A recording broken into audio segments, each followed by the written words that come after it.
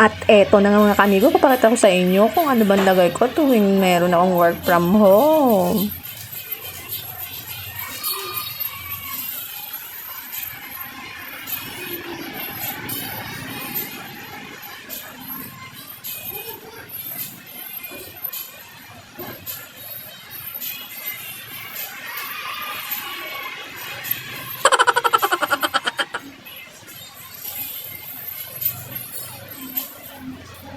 At ayan, syempre dahil natapos na ako mag-TikTok, check naman natin kung maganda ba yung kuha ko, no?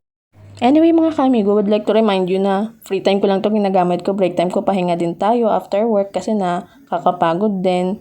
Tapos mamaya resume na naman. At syempre dahil di ako nagandahan sa performance ko, inulit ko na naman.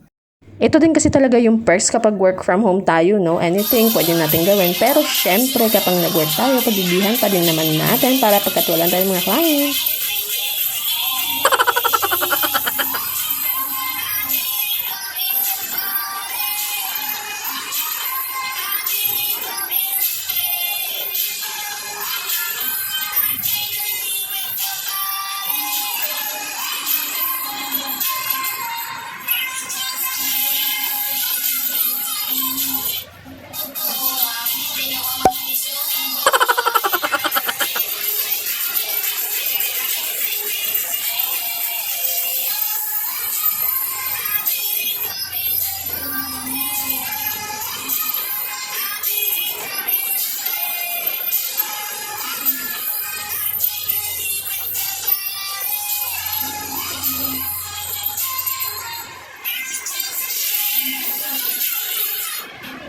Tapos wait, nag-chat si client. Sige, kausapin muna natin siya, no? Kasi baka mayroon siyang iutos sa atin. Ito muna nga, tapagin natin yung work natin. Hindi palaging puro free time, break time, break time. Ay, nakaya na naman to.